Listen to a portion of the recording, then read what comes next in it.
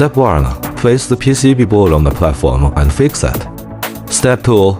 Select the desoldering board and click Start. Machine is working. Step 3. Perform fully automatic visual alignment. Step 4. BGA starts heating. Heating.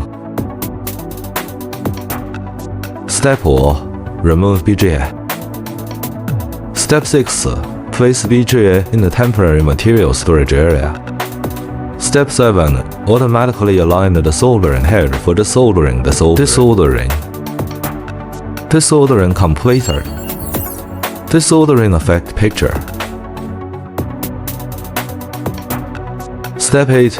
OK material is placed in the desoldering area. Step 9.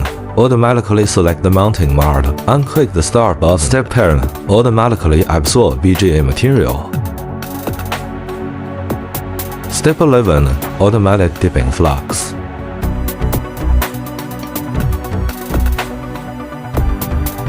Step 12. BGA automatic identification and calibration.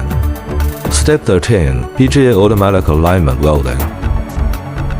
Welding in progress. Welding completed.